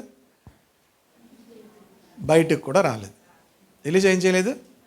ఇప్పుడు అలాగ వస్తే నేనైతే ఏం చేస్తాను, గబ కిందకి వెళ్ళిపోయి చెప్పులు లేకపోయినా సరే చెప్పులు వేసుకోవడానికి టైం వేస్ట్ అని చెప్పి కింద సార్ రండి సార్ అని చెప్పి ఏం చేస్తాం? ఎక్కడ కుష్ఠరోగం ఉందో అక్కడ చెయ్యి పెట్టి ఆయిల్ వేసి ఏం చేస్తాం? ఎలీషా ఏం చేయలేదు. బయటికి ఒక దూతను పంపించాడు, గెహజీని పంపించాడు. పంపించి ఏమన్నాడు తెలుసా? యోర్దాను నదిలోకి వెళ్ళి 7 మార్లు స్నానం చేసి వెళ్ళిపోమని బాగైపోతాడని చెప్పాను. ఎందుకో తెలుసా? ప్రవక్త దగ్గరికి వచ్చేటువంటి విధానం వేరు, రాజుల దగ్గరికి వెళ్ళే విధానం వేరు, దేవుని దగ్గరకు వచ్చే విధానం వేరు. మీరు దేవుని యొద్దకు వచ్చేటువంటి విధానమును బట్టే దేవుడు మీ యొద్దకు వస్తాడు. Praise the Lord. హల్లెలూయా. దేవుని యొద్దకు రండి, అప్పుడు ఆయన మీ యొద్దకు వచ్చును. బైబిల్లో ఉంది. దేవుని యొద్దకు రండి, అప్పుడు ఆయన. ఎలీషా ఎలా వచ్చాడు? గుర్రములతోనూ రథములతోనూ వచ్చాడు. గుర్రములతో రథములతో రాకూడదు దేవుని దగ్గరికి, గుర్రాలు దిగి రావాలి. అనసూయ గారి దగ్గర గన్ ఉంటుంది. అనసూయ గారి దగ్గర, రాజ్కుమార్ దగ్గర మిషన్ గన్స్ ఉంటాయి. మీరు జాగ్రత్తగా ఉండాలి వాళ్ళతో. Praise the Lord. హల్లెలూయా. ఆమేన్ అన్నారంటే వెళ్ళిపోతే ఒక 20-30 వదులుతారు వాళ్ళు. Praise the Lord, hallelujah. గనుక గుర్రాలు దిగాలి. ఎవరు మీరు ఎక్కడ వెళ్ళాలని గుర్రాలతో దేవుని దగ్గరికి వచ్చేసరికి ఏం చేయాలి? అన్ని గుర్రాలు రథాలు దిగిపోవాలి. దేవునికి స్తోత్రం కలుగును గాక, హల్లెలూయా. ఎలీషా దగ్గరికి గుర్రాలతో వచ్చాడు. గుర్రాలతో వస్తే నాకేం పని? ఎవరు పంపించాడు? ఇప్పుడు గుర్రాలతో వస్తే గెహజీని పంపిస్తాడు, దిగి వస్తే ఎలీషా వస్తాడు. ప్రైజ్ ది లార్డ్, హల్లెలూయా, హల్లెలూయా. గనక గెహజీయేలు చెప్పాడు, ఈయనకు కోపం వచ్చిందండి. ఎవరికి? మీకు ఇక్కడ భలే మాట ఉంటుంది చూడండి, 11వ వచనం చూడండి. అందుకు నయమాను ఉండదు, చాలామందికి తెచ్చుకుంటారు. కొంతమంది ఏం చేస్తారు? తెచ్చుకుంటారు. నయమాను ఏం తెచ్చుకున్నాడట? కోపాన్ని తెచ్చుకున్నాడంట. భలేకుంది ఆ మాట. కోపాన్ని ఏం చేసుకున్నాడు? తెచ్చుకున్నాడంట. అప్పటికప్పుడే తెచ్చుకున్నాడంట. మీకు ఎప్పుడు కావాలంటే అప్పుడు తెచ్చుకోవచ్చు కోపం, కానీ మీకే నష్టం అది. అర్థమైందా? కోపం తెచ్చుకొని తిరిగి వెళ్ళిపోతున్నాడట. ఎలీషా లేదు, ప్రవక్త లేదు, ఏమీ లేదు అని చెప్పి వెళ్ళిపోతున్నాడట. నా యొద్ద వచ్చి నిలిచి తన దేవుడైన యెహోవా నామమును బట్టి తన చెయ్యి రోగం మీద ఉన్న స్థలం మీద ఆడించి కుష్ఠరోగం మానుకొని నేను అనుకుంటేనే, నువ్వు అనుకున్నట్టు చేస్తాడు దేవుడు. మనం అనుకున్నట్టు ఏటి చేయడు దేవుడు. మీరు అనుకున్న దానికన్నా గొప్పగా చేస్తాడు. ఇది మీరు ఊహించిన దానికంటేను అడిగిన దానికన్నా అత్యధికమైనది చేస్తాడు దేవుడు. మీరు అనుకున్నట్లుగా చేయకపోతే మీరు డిసప్పాయింట్ అవ్వద్దు. మీరు అనుకున్నట్లుగా చేయడు దేవుడు, అద్భుతంగా చేస్తాడు దేవుడు. ఆమేన్. చాలాసార్లు దేవుడు చేసే పనులు చాలా సులువుగా ఉంటాయి. కోపం తెచ్చుకొని వెళ్ళిపోయాడు. కోపం వచ్చింది. మనుషులు కోపం వస్తే ఏం చేస్తారు? నేను తినపోతే ఎవడ కొడుకు మాడు చెప్ప. మీరు మామూలుగా చెప్పండి, నేను తిన్ను అంటారు కొంతమంది. నేను ముట్టుకోను. ఎంత మంచి పెట్టినా కొంతమంది తినరండి. కుమ్మబోతున్నా ఎవడో కొడుకు మాడుతుంది. తన కోపమే ఏం చెప్పండి, తన కోపమే. మీకు శత్రువు ఎక్కడి నుంటో రారు, తన కోపమే మళ్ళీ తెచ్చుకున్నాడంట. మళ్ళీ చాలామంది జీవితాల్లో శత్రువు ఎవరంటే వారు కోపమే. తెచ్చుకొని వెళ్ళిపోతుంటే ఏం చేశాడు చూడండి. ఇక్కడ మళ్ళీ అంటున్నాడు, దమస్కు నదులైన అబానయము, ఫర్ఫారు, ఇశ్రాయేలు దేశం నదుల కంటే శ్రేష్టమైనవి కావు, వాటిలో స్నానం చేసి శుద్ధి నొందలేనా అని అనుకుని రౌద్రుడై, కోపం పెరిగిపోతుంది. కోపాన్ని మనం వెంటనే తీసుకోపోతే పెరిగిపోతుంటుంది తెలుసా మీకు? రౌద్రుడు అయిపోయాడట. కోపం మళ్ళీ ఏమైపోయింది? నేను ఇంత సైన్యాధిపతిని, ఎన్ని దేశాలు జయించాను. కోపం రౌద్రుడై ఏమైంది? అమ్మ వదిలేసే. రౌద్రుడై ఏమైంది? గనుక ప్రియ దేవుని బిడ్డలారా, అతని దాసుల్లో ఒకడు ఏమంటున్నాడట? వచ్చి, నాయనా నేను చదువుతానులేమ్మా, ఆ ప్రవక్త ఏదైనా ఒక గొప్ప కార్యము చేయమని నియమించిన ఎడల నీవు చేయకుందువా? అయితే స్నానము చేసి శుద్ధుడు కమ్మని మాట దానికంటే మేలే కదా అని చెప్పినప్పుడు కొన్నిసార్లు మనకి ఇలాంటివి ఎవరైనా చెప్తున్నాడు, మనం వినాలి. ఒక దాసుడు, సామాన్యమైన వ్యక్తి ఏం చెప్తున్నాడు? పిలిచి, వాడుకున్న బుద్ధి వీడికి లేదు. ఎందుకు లేదు చెప్పండి? వాడికి ఏమొచ్చింది? మొదట కోపం వచ్చేసింది. కోపం వచ్చినప్పుడు వాడు ఏం చేస్తాడో వాడికి తెలియదు. నెమ్మదిగా ఒక ఆయన పక్కన నిలిచి చాలాసార్లు నెమ్మదిగా పిలిచి అన్నాడు, సార్ అతను చెప్పింది ఏంటి సార్? అతను చెప్పింది ఏంటి? నీటిలో మునిగి మీకేం కావాలి? స్వస్థత కావాలి. ఇప్పుడు మీకు స్వస్థత కానీ కావాలి, కానీ మధ్యలో ప్రెస్టేజ్ ఎందుకండి మీకు అని అడిగాడు. ఏంటి మధ్యలో ప్రెస్టేజ్ ఎందుకు? ఏం పోవాలి? అందరూ చెప్పాలి, ఏం పోవాలి? మీకు ప్రెస్టేజ్ ఎందుకు? ప్రెస్టేజ్ పోతే దేవుడు కార్యం చేస్తాడు. హల్లెలూయా. ఏం పోవాలి? దేవుని దగ్గరికి వచ్చినప్పుడు ఏం ఉండకూడదు? ప్రెస్టేజ్ కుక్కర్ ఉండకూడదు. ఏముండకూడదు? ప్రెస్టేజ్ కుక్కర్ ఉండకూడదు. అర్థమైందా? ప్రియ దేవుని బిడ్డలారా, ఈ ప్రెస్టేజే మన జీవితాన్ని ఎంతో నాశనం చేస్తుంది, కుటుంబాలను నాశనం చేస్తుంది. ప్రెస్టేజ్ కుక్కర్లు వాడుకోండి కానీ, మిక్సీలు వాడుకోండి కానీ, మీ జీవితాల్లో ప్రెస్టేజ్ ఉండకూడదు. ఆమేన్.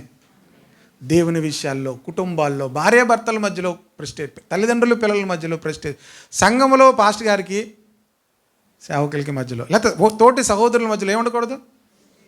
ప్రెస్టేజ్ ఉండకూడదు. ఆమేన్. క్రైస్తవ జీవితంలోనే ప్రెస్టేజ్ ఉండకూడదు. హల్లెలూయా. ప్రెస్టేజ్ ఉంటే అలాగే రౌద్రుడే వెనక్కి వెళ్ళిపోవడం, కుష్టుతోనే బతకడమే.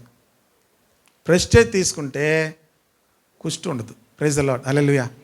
ప్రియ దేవుని బిడ్డలారా, సింపుల్గా వెళ్ళి యోర్దాను నదిలో 7 మార్లు ములిగాడు. చిన్న పిల్లల దేహం వలె దేహం అయిపోయిందట. ఆమేన్. అక్కడ తను చెప్పిన స్టేట్మెంట్ చెప్పి నేను ముగిస్తాను. 15వ వచనం. అప్పుడు అతడు తన పరివారముతో కూడా దైవజనుని దగ్గరికి తిరిగి వచ్చి అతని ముందర నిలిచి, ఇంతకుముందు ఎలాగ వచ్చాడు? రథముల్లో ఉన్నాడు, గుర్రాల మీద వచ్చాడు. ఇప్పుడు ఏమైంది?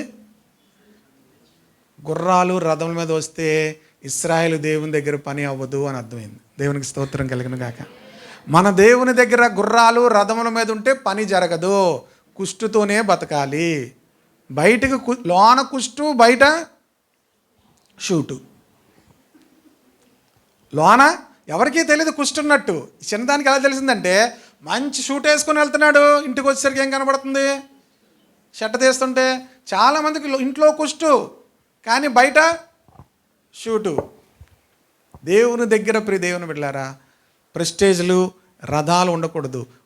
ఉన్న పాటను ఉన్నది ఉన్నట్టుగా రావాలి. ఇప్పుడు పరివారంతో కలిసి వచ్చాడట. దేవునికి స్తోత్రం కలుగును గాక. ఎలాగొచ్చాడు? పరివారంతో కలిసి వచ్చి ఏం చెప్తున్నాడంటే, ఇశ్రాయేలులో ఉన్న దేవుడు తప్ప లోకమంతటి యందు మరి ఒక దేవుడు లేడని నేను ఎరుగుదును. హల్లెలూయా.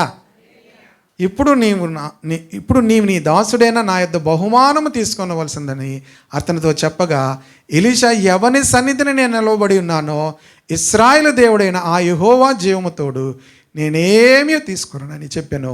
నయమాను అతనిని ఎంత బతిమాలిననో ఒప్పకపోయాను. ప్రవక్త అంటే ఎవరో తెలుసా? మన ముందు ప్రవక్త అన్న టైటిల్ ఉంటే కాదు, ఎంత నువ్వు చెప్పినా నేను నీ దగ్గర తీసుకోను. ఆమెన్. ప్రవక్త లైఫ్ స్టైల్ మీరు పాత నిబంధనలో చదివితే ఎక్స్ట్రాడినరీగా ఉంటుంది. వాళ్ళ జీవితం అది. దేవుడు ఎప్పుడు ఏం చెప్పాడో అది చెప్పడం, మళ్ళీ ఇంట్లోకి వెళ్ళిపోవడం, అంతే. ప్రవక్తలు యొక్క జీవన విధానం, ఒకవేళ వాళ్ళు పాత నిబంధన ఫాలో అయినా కొత్త నిబంధన ఫాలో అయినా, ప్రవక్తల యొక్క జీవన విధానం. అపోస్తులను పేరు పెట్టుకున్నారనుకోండి, అపోస్తులను అందరినీ చంపించేశారు. దేనికి రెడీ అవ్వాలి? ప్రవక్తలు అని చెప్తే దేనికి ప్రవక్తలు ఎలాగున్నారట? నువ్వేమిచ్చినా నాకొద్దు. Praise the Lord. ఆమేన్. ఏమిచ్చినా నాకొద్దు. ఎలీషాని ఎంతో బతిమలాడట, నాకేమీ వద్దు. ప్రియదేవుని బిడ్డలారా, ఈ ఎలీషాల గురించి ఎందుకు ప్రభు చెప్పాడంటే, ఇంతమంది కుష్ఠరోగులున్నా ఎవ్వరూ కూడా ఎలీషా దగ్గరికి వెళ్ళలేదు. ఎక్కడో ఉన్నటువంటి ఒక అన్యుడు వచ్చి ఏమయ్యాడు? స్వస్థత పొందాడు. ఈ 2 అన్యజనుల గురించి చెప్పగానే వాళ్ళకి ఏమైపోయింది? ఎప్పుడు కోపం వస్తుంది మీకు?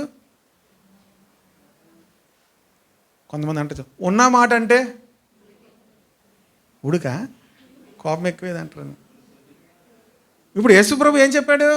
ఉన్న మాట అన్నాడు ఆయన. మీకు ఎలియా వచ్చినా ఎలీషా వచ్చినా ఏమి లాభం లేదు, నేను వచ్చినా మీకు. ఎందుకంటే మీరు విశ్వాసం ఉంచరు, విధేయత చూపరు. మనం విశ్వాసం ఉంచకుండా విధేయత చూపకపోతే యేసు ప్రభువుని మనం ఎరిగినప్పటికి కూడా ఏ విధమైనటువంటి లాభం కూడా లేదు. ప్రియదేవుని బిడ్డలారా, ఈరోజు దేవుడు మన జీవితాల్లో కార్యం చేయాలంటే విశ్వాసం ఉండాలి, విధేయత ఉండాలి. అంతేకాదు అన్నిటికి మించి ఎంతగానో మనం తగ్గించుకోవాలి. ఆమేన్. దేవుని సన్నిధికి వచ్చినప్పుడు, దేవుని యొద్దకు వచ్చినప్పుడు, దేవుని యొద్దకు రండి, ఆయన మీ యొద్దకు వచ్చును. మిమ్మల్ని మీరు తగ్గించుకోండి, ఆయన మిమ్మల్ని హెచ్చించును. దేవుని యొద్దకు వచ్చిన వాడు ప్రియ దేవుని వెళ్ళారా తగ్గించుకోవాలి. మన జీవితంలో ఏది కూడా దేవుని దగ్గరకు వచ్చినప్పుడు మనం చూడకూడదు. మనం ఉన్న పాటున ప్రభు సన్నిధి. నయమాను అది అర్థమైంది. ఒక చిన్న వ్యక్తి చెప్పిన మాట విన్నాడు. Praise the Lord. ఈరోజు మీ అందరిని అడుగుతున్నా, మీకు చెప్పేవాళ్ళు ఎవరిని ఉన్నారా? మీరు వినేవాళ్ళు ఎవరున్నారా? మీకు లేకపోతే చాలా ప్రమాదం. మన బర్త్డే ప్రోగ్రాంలో కూడా ఒక వాక్యం చెప్పాను. ప్రియదేవుని బిడ్డలారా, మనకి చెప్పేవాళ్ళు ఎవరు లేకపోతే మనకు చాలా ప్రమాదం. మనం ఎవరి మాట వినలేని స్థితిలో ఉంటే మనకు చాలా, you are in a dangerous condition. చాలా రెడ్ లైట్ అనమాట. డేంజర్ ఎప్పుడు కనిపిస్తుంది మనకి? మన ఇవి వండుతున్నప్పుడు, మిక్సీలో రెడ్ లైట్ వచ్చిందనుకోండి, ప్రమాదం. ఇప్పుడు దేవుని బిడ్డలారా, మన జీవితాల్లో మనకు చెప్పేవాళ్ళు ఉండాలి, మనకు బుద్ధి చెప్పేవాళ్ళు ఉండాలి. లాస్ట్ మరి ఆ మెసేజ్ మళ్ళీ చెప్పడానికి అవ్వదు కనుక, సొలొమోను జీవితంలో ఎవ్వరూ చెప్పేవాళ్ళు లేరు. సొలొమోను జీవితంలో ఎవ్వరూ చెప్పేవాళ్ళు లేరు. సొలొమోను ఎంత జ్ఞాని అంటే సొలొమోనే అందరికీ చెప్పేవాడు. సొలొమోనే అందరికీ చెప్పేవాడు. మీరు జాగ్రత్తగా మీరు బైబిల్ గ్రంథం చదివితే దావీదు గురించి 1 సమూయేలు గ్రంథంలో ఉంది, 2 సమూయేలు గ్రంథం అంతా ఉంది. సొలొమోను గురించి పట్టుమని 9 అధ్యాయాలు 10 అధ్యాయాలు తప్ప ఏం లేదు. అంత జ్ఞాని, అంత ఐశ్వర్యవంతుడు. అతని జ్ఞానం వినడానికి ఎంతోమంది వచ్చేవాళ్ళు. 9 అధ్యాయాలు జీవితం కథం, భయంకరమైనటువంటి పరిస్థితులకు వెళ్ళిపోయాడు. కారణం ఏంటో తెలుసా? సొలొమోను పరిపాలిస్తున్న దినాల్లో ఎవరూ ప్రవక్తలు లేరు, ఎవరు యాజకులు లేరు, ఏ పాస్ట్ గారు లేరు. సొలొమోనుకి ఎవరు లేరు? పాస్ట్ గారు లేరు, ప్రవక్తలు లేరు, ఎవరు లేరు, యాజకులు లేరు. ఆ దినాల్లో లేరా? ఉన్నారు. ప్రతి కాలంలో కూడా ప్రవక్తలు ఉంటారు, ప్రతి కాలంలో కూడా యాజకులు ఉన్నారు. కానీ సొలొమోను దినాల్లో సొలొమోను దగ్గరికి వచ్చి ఎవరు ప్రార్థన చేసినట్లుగా కానీ, సొలొమోను దగ్గరికి వచ్చి ఎవరు ఆలోచన చెప్పినట్లు కానీ ఎవ్వరూ లేరు. దావీదు జీవితంలో చూస్తే సమూయేలు ఉన్నాడు, ఇంకెవరున్నారు? నాతాను ఉన్నాడు, తర్వాత ఎవరున్నారు? గాదు ఉన్నాడు. 3 ఉన్నారు. దావీదు జీవితంలో 3 ఉన్నారు.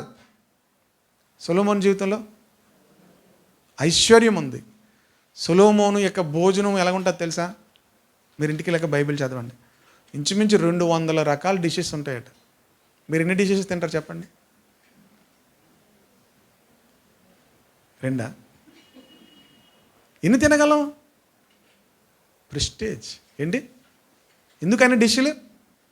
ప్రెస్టేజ్. సొలొమోను దేవుని బిడ్డలారా ఎంతో ప్రెస్టేజియస్ లీడర్. కానీ ఎవరు లేరు? పాస్ట్ గారు లేరు, చెప్పేవాళ్ళు లేరు, ఏమీ లేదు. ఏమైపోయాడు? పతనం అయిపోయాడు. కనుక మన అందరి జీవితాల్లో దేవుని బిడ్డలారా మనం చెప్పేవాళ్ళు ఉండాలి, ప్రవక్తలు ఉండాలి. ఆ చిన్న వ్యక్తి మాట విన్నాడు. ఎవరు? నయమాను. అర్థమైంది, నెమ్మదిగా చెప్పాడు. గట్టిగా చెప్తే ఏమో మళ్ళీ నయమాను కోపం అన్నీ వేసేస్తాడు. ఆ కోపంలో ఏమవుతాడు? ఇప్పుడే కత్తుల గురించి చెప్పారు వీళ్ళిద్దరూ, సర్రని వేసేస్తారు వాళ్ళు. మన దగ్గర ఏముంటాయి? కత్తులు ఉంటాయి. మీరు కత్తుల గురించి చెప్తుంటే చాలా, మా దగ్గర ఎందుకు లేవు, బోల్డ్ ఉన్నాయి మా దగ్గర, రెడీ ఉంటాయి మా దగ్గర. మీ దగ్గర ఉన్న కత్తులు చంపేయడానికే. ఈ కత్తి బ్రతికించే కత్తి. మన దగ్గర ఉన్న కత్తులు ఏంటి? చంపేస్తాయి. మన మాటలతో మనం ఏం చేస్తాం? చంపేస్తాం. కానీ ఈ మాటలు బ్రతికిస్తాయి. హల్లెలూయా. ఇది 2 అంచుల ఖడ్గం అని చెప్తూ ముందు ఏమన్నాడు? సజీవమైనది. హల్లెలూయా. ఏ కత్తి సజీవమైనది కాదు, ఈ కత్తి ఒక్కటే సజీవమైనది, అది బ్రతికిస్తుంది. కనుక ప్రియ దేవుని వెళ్ళారా, మనము దేవుని మాటను వినాలి. ఎవరు మనకు చెప్తున్నా కూడా మనం వినాలి. వింటే దేవుడు అద్భుతాలు చేస్తాడు. లేకపోతే కుష్టుతోనే ఉండిపోవాలి. ప్రెస్టేజ్తో ఉంటే కుష్టుతోనే ఉండిపోవాలి, ఆ నష్టంతోనే ఉండిపోవాలి. కనుక చాలామంది అనుకున్నట్లుగా బయటకు తెలియకూడదు అనుకుంటాం. కానీ ప్రియ దేవుని వెళ్ళారా, తెలిసినా ఏం పర్వాలేదు, మనం దేవుని సన్నిధిలోకి వచ్చి సాగిలిపడి ప్రభువా నన్ను క్షమించు అని ప్రభు సన్నిధిలో మనము పశ్చాత్తాపడితే, ప్రభు యొద్దకు వస్తే, ప్రభు యొద్దకు రండి, ఆయన మీ యొద్దకు వస్తాడు. ఈరోజు ప్రభు బలను మనం తీసుకునేటప్పుడు మన హృదయాలను చేతి తీసుకోవాలి తెలుసా? ప్రెస్టేజ్ తీసేసుకుందాం. ఎవరు చెప్పినా వినే స్వభావం మనం కలిగి ఉందాం. దేవుడు మిమ్మల్ని ఆశీర్వదిస్తాడు. ఆ దినాల్లో యేసుప్రభు చెప్పిన మొదటి ప్రసంగం, ఆ యేసుప్రభు ప్రసంగాన్ని విని యేసుప్రభుని చంపేద్దాం అనుకున్నారట వీళ్ళు. ఎలాంటి వాళ్ళో చూడండి. జనులు కోపంతో నిండిపోయి యేసుప్రభుని కొండ మీద తీసుకెళ్ళి తోసేద్దాం అనుకున్నారు. హృదయం వెళ్ళారా, ఈరోజు మనం తగ్గించుకుందాం. మొట్టమొదటి ప్రసంగం చాలా భయంకరమైన ప్రసంగం, వాళ్ళు విన్నారు, కోపం వచ్చింది వాళ్ళందరికీ. ఈరోజు కూడా తగ్గించుకోకపోతే బయట ఎంతోమంది ప్రభు కృపను పొందుకుంటారు, ప్రభు ఆశీర్వాదాలను పొందుకుంటారు. ఇశ్రాయేలీలు దేవుని బిడ్డలు ఆశీర్వాదం పొందుకోకుండా కుష్ఠంతోనే, వ్యాధులతోనే, కరువులోనే ఉండిపోయారు. కానీ ప్రవక్త వారి మధ్యలో ఉన్నాడని వారికి తెలియదు.